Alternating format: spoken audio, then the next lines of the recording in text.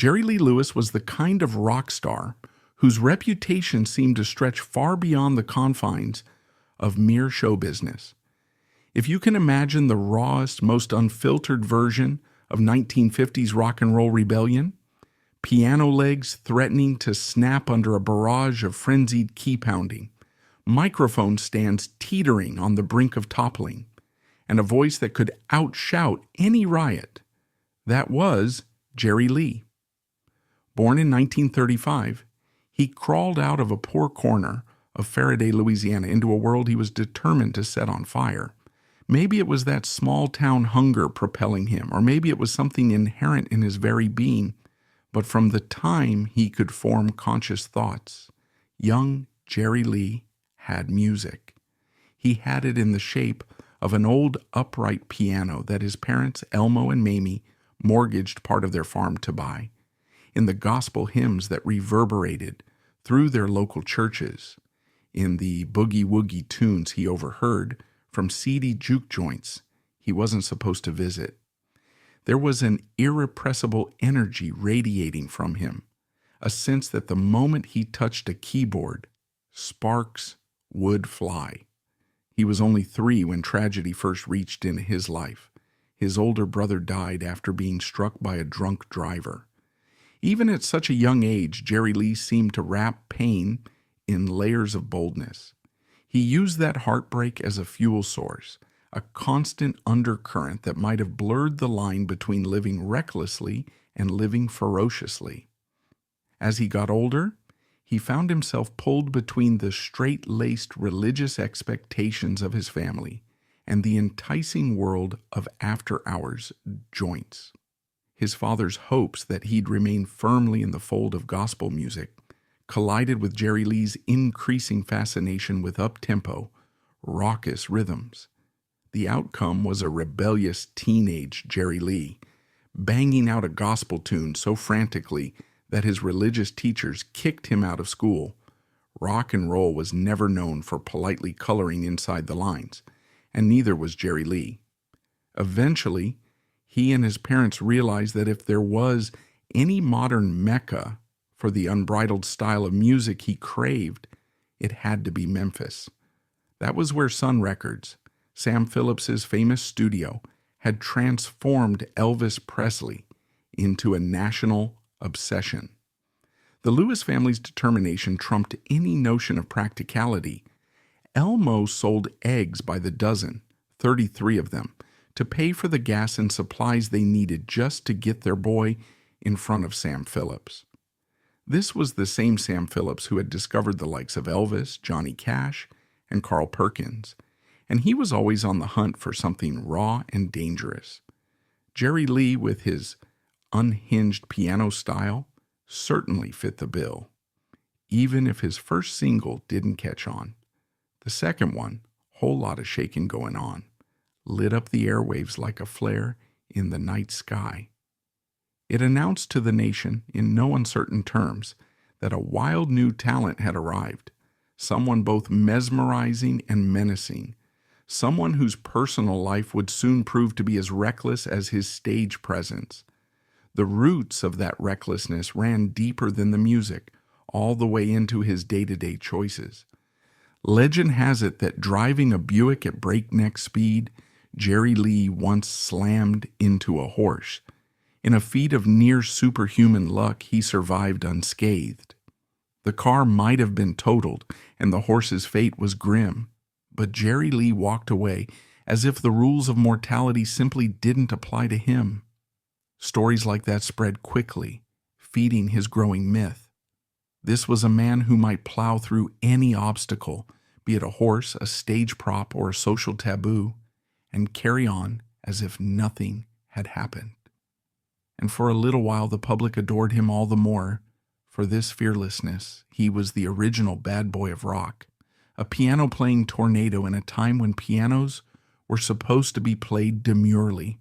His wiry blonde hair flopped into his face as he shouted and stomped, sometimes even climbing onto the piano itself. People who saw him live came away slack-jawed. There was no telling what he'd do next. If his stage persona were the entire story, Jerry Lee Lewis might simply have been idolized as a figure who pushed the boundaries of 1950s propriety. But there was something more extreme brewing in his personal life, the scandal that would nearly destroy him. In the cultural climate of the late 50s, even the hint of impropriety could sink a celebrity. So when, at age 22, Jerry Lee married his 13-year-old cousin once removed, Myra Gale Brown, the fallout was immediate and violent. He had already been married twice before, once to a preacher's daughter at 16, and then again before that divorce was even finalized. But those details were tame compared to the firestorm unleashed by marrying Myra. Almost overnight, radio stations refused to play his records and concert venues canceled his gigs. The tabloids had a field day, and the British press, discovering this secret on his arrival for a tour, turned public opinion rabidly against him. He went from commanding $10,000 a show to scrambling to book modest bars and clubs for a mere fraction of that fee. The scandal's impact could have ended a lesser figure's career forever, especially since the mainstream American audience was less forgiving about underage marriage than they were about the rebellious side of rock music. But Jerry Lee, ever stubborn and driven, clung to the stage, no matter how small or dingy it might be. The shift from adoring fans in grand theaters to playing in backwater roadhouses might have crushed his pride, but it didn't dent his ferocity. In fact, his mania only seemed to intensify, as if spitting in the face of those who declared his career finished. He kept blazing through show after show, feeding off that rebellious streak. And just as he was recovering some semblance of normalcy, tragedy struck again in his private life. 2 of his sons died in separate accidents. A toddler drowned in the family swimming pool. And years later, a teenage son was killed in a Jeep rollover. The weight of these losses, piled on top of a scandal that had already blackened his name, drove Jerry Lee into a vortex of sorrow that he attempted to numb with booze, pills, and destructive behavior. His unpredictability sometimes erupted in near-deadly ways. In the mid-1970s, during a meltdown in his bedroom, he fired a .357 Magnum, and the bullet ricocheted, hitting his bass player Butch Owens square in the chest. Miraculously, Owens survived. For Jerry Lee, survival had become something of a twisted hallmark. No matter the calamity, it always seemed that he emerged, battered but unbroken. This pattern repeated in 1981, when, fueled by an abundance of liquor and pills, he suffered a stomach rupture that brought him within inches of death. Doctors performed emergency surgery, and in a moment that stunned everyone, declared he had cheated the Reaper once again. Though rock and roll seemed to have rejected him in the wake of his scandal, a new opportunity arose for him in country music during the late 1960s and 1970s. Suddenly, Jerry Lee Lewis was topping country charts, delivering hits like Another Place, Another Time, forging an uneasy new identity as a country crooner while remaining the killer at heart. He had a reputation for outshining, or at least trying to outshine, anyone on stage with him. The rumor that he once set his piano on fire to upstage Chuck Berry is the stuff of rock myth. Jerry Lee never worked too hard to correct such stories, letting them swirl around him like an unstoppable legend. He was also known for crossing paths with icons like Elvis Presley, Johnny Cash, and Carl Perkins in the famous $1 Million Quartet jam session. By the 21st century, he found himself the only survivor of that quartet, a living relic of an era that shaped modern music more than many realize. His personal life, however, kept spinning with the kind of drama that seemed almost scripted. 7 marriages came and went. One wife drowned in a friend's swimming pool. Another died under suspicious circumstances barely 3 months into their marriage, prompting swirling rumors that never fully quieted. He remarried sometimes before divorces were finalized, resulting in endless legal messes. Then, of course, there were his battles with the IRS, who seized his properties and even tried to take his performance fees right after shows. This never-ending carousel of financial ruin, personal tragedy, and self-sabotage might have ended his career a dozen times over, and yet Jerry Lee always bounced back to pound on the piano a little harder. Eventually, the music industry itself could no longer deny the foundational role he played. In 1986, the Rock and Roll Hall of Fame inducted its very first class, including Elvis, Chuck Berry, and Jerry Lee Lewis. There was no question he belonged there. His primal, pounding piano style was the blueprint for countless rock acts, and his stage presence, part mania, part magnetism, had inspired generations of performers from every corner of the music spectrum. By that time, he had also tried the patience of the Grand Ole Opry, delivering a rambling, profanity-laced set that turned a typical 8-minute appearance into a 40-minute spectacle.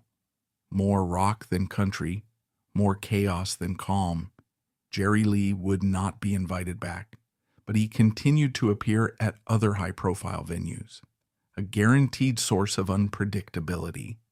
He had equally chaotic episodes around Elvis Presley's home, Graceland. In 1976, apparently drunk, he showed up demanding to see Elvis, only to be turned away because the king was asleep. Minutes later, Jerry Lee crashed his Rolls-Royce and ended up with DWI charges. Meanwhile, behind the showmanship and shocking stories, there was a man haunted by the moral implications of rock. He had grown up in a devout environment, and the guilt over the supposed devil's music gnawed at him. Interviews in his later years revealed that he worried about his salvation, praying fervently that God would accept him despite the nature of his music and lifestyle. Throughout the 1980s, new tragedies piled on. One wife drowned in a swimming pool, another died in questionable circumstances, and no matter the coroner's verdict, rumors persisted that something more sinister might have been at play. Jerry Lee marched on, convalescing from each blow by burying himself in more whiskey, more pills, or more marriages. In 1981, his stomach lining tore once again, nearly killing him. Somehow, the man endured. Part of what enabled him to keep going was help from well-connected fans, like billionaire Steve Bing, who helped fund Jerry Lee's medical bills and orchestrated a triumphant comeback record in the early 2000s. That album, called Last Man Standing, was a star-studded affair, featuring everyone from Mick Jagger to Keith Richards to Eric Clapton, a testament not only to Jerry Lee's ongoing appeal, but also to the widespread respect for his legacy as one of rock's grand architects. The title of the album was more than just a catchy phrase. It was a nod to the reality that Jerry Lee, by that point in time, was quite literally the last man standing from the original crew of Sun Records sensations. He would continue to surprise everyone. In 2019, at age 84, he suffered a severe stroke that cost him the use of his right hand. Devastated, he believed his piano-playing days were finally over. But in a story that sounded almost too good to be true, he experienced a partial recovery within a year. While recording some gospel tunes, he discovered that he could coax movement out of that hand. The moment reportedly brought him to tears of gratitude, an emotional testimony that, for all of his life's storms, music remained his constant lifeline. Meanwhile, family drama never ceased to swirl. He married Judith Brown in 2012. She was the former wife of a cousin to Myra Gale Brown, the infamous teenage bride. This union led to friction with his daughter Phoebe, who had served as his manager. He fired her, revoked her power of attorney, and replaced her with Judith. Lawsuits and hostility followed, as they always seemed to in the Lewis family sphere. But Jerry Lee pressed forward, leaning ever more into the notion that he was unstoppable. He left behind a trail of property seizures, bitter court disputes, heartbreak, and near-tragic accidents. No matter where he went, chaos was never too far behind. One of the more surreal anecdotes from his later years came when NASA requested music for Apollo 14 astronauts, apparently believing that Jerry Lee's music might provide comfort to men drifting hundreds of thousands of miles from Earth. An astronaut even wrote him a heartfelt letter, thanking him for bringing a piece of home into the cold vacuum of space. That's the kind of cosmic praise you don't hear about every day, and it underscores the breadth of Jerry Lee's reach. If his private life was a messy tangle of controversies, his music soared high enough to be blasted into orbit. On the subject of controversies, none loomed larger in the public imagination than that marriage to 13-year-old Myra. Over the decades, it receded a bit from the mainstream conversation, overshadowed by newer outrages, or by the persistent hush that sometimes falls over uncomfortable histories. Younger fans, discovering his raucous hits for the first time, might not have known the scandal. But among insiders, the memory never truly disappeared, and for many it permanently stained his legacy. Even so, Jerry Lee's defenders pointed to the era's occasionally cavalier attitudes toward age of consent, the cultural differences of rural communities, or simply the unstoppable nature of his passions. Whether or not those arguments held water, the fact remained: the controversy nearly destroyed him at his peak, a cautionary tale about how even rock stars have lines that, once crossed, bring dire consequences. He might have soared to the apex of early rock, but the tragedies in his personal life were never done with him. The death of 2 sons weighed heavily, with the teenage son's Jeep rollover, recalling the family's history of losing children in violent ways. Wives vanished under suspicious or tragic circumstances.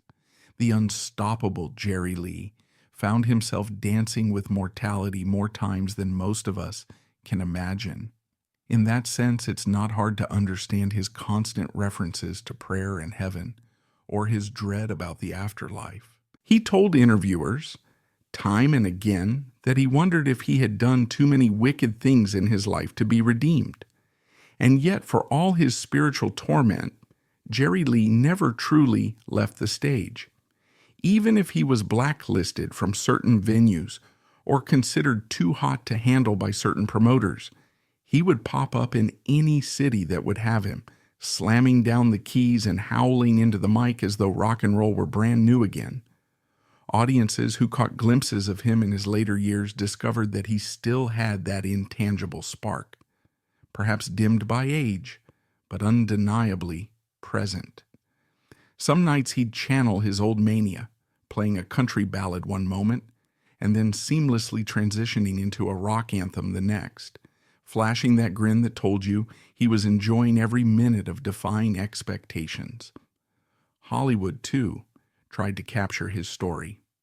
In 1989, a biopic called Great Balls of Fire starred Dennis Quaid as Jerry Lee, with Winona Ryder portraying Myra.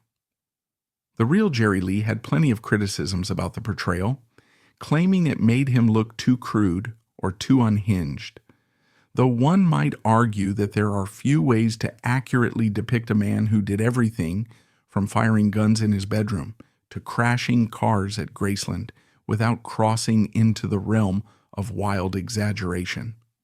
If anyone knew how to be outraged, though, it was Jerry Lee. He had practically made a career out of blowing up expectations and rubbing establishment figures the wrong way. For those who worked alongside him, musicians like Eddie Kilroy, there was a persistent sense that Jerry Lee was forever running from something, possibly his own demons. He was that rare talent who could outplay just about any piano man around, but he seemed perpetually terrified of facing himself. Perhaps that fear contributed to the nonstop nature of his life, a swirl of precarious finances, rushed marriages, and hedonistic indulgence. Yet even in the middle of lawsuits and tax seizures, even when he was too intoxicated to think straight, that piano was always his sanctuary.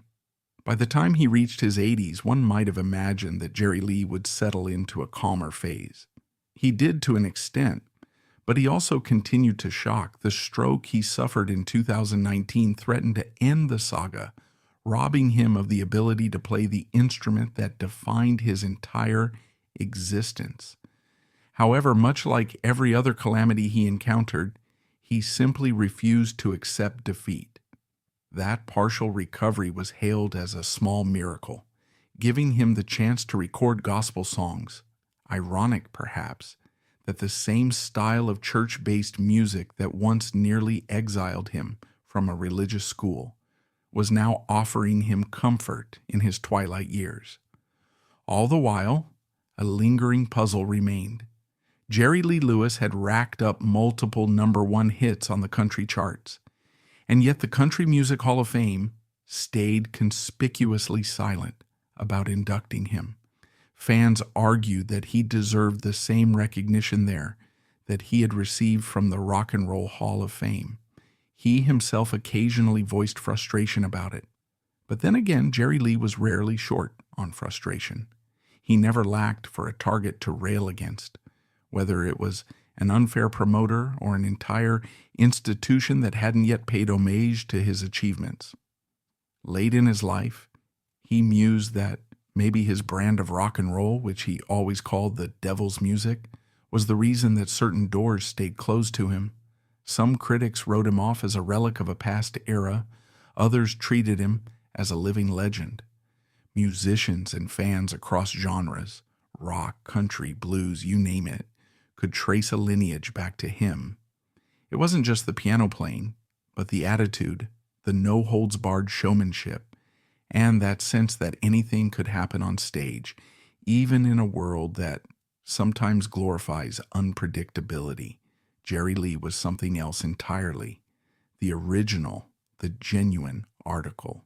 As he aged, his mind sometimes flicked back to that flamboyant young rebel who recorded with Elvis, Johnny Cash, and Carl Perkins at Sun Studios, the images immortalized in the $1 Million Quartet photograph.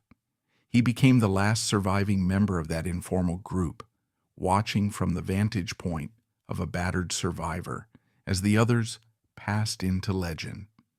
That knowledge of being the last living link to the birth of rock brought a certain gravitas to his later interviews. In them, you'd sometimes hear a softer tone creeping into his voice as though he were finally reckoning with the weight of it all. He'd talk about how back in the day they never imagined their music would still be revered generations down the line. They were just trying to eke out a living, have some fun, and maybe shake up the world a bit. Shake it up he did. If you think about the boundaries Jerry Lee broke, you realize it wasn't just about playing a piano with such force that it risked splintering. It was also about challenging a society that, at least on the surface, preached tidy moral values and a firm sense of decorum.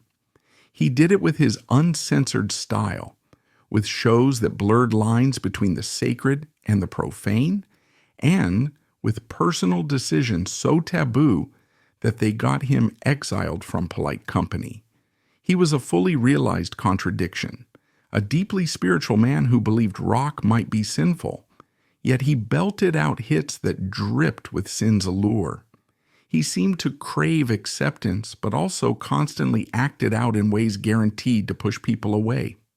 He yearned for love, but kept sabotaging his own relationships with a mixture of jealousy, infidelity, and scorching temper. He sought stability, only to sabotage that as well with brandished guns and reckless driving. In reflecting on Jerry Lee's life, it's almost impossible to separate fact from legend. Did he really set his piano ablaze on stage because Chuck Berry was billed above him? Did he really drive into Elvis's gates with a pistol on the dash? In many cases, the answers are yes, though maybe the story has grown taller with each retelling.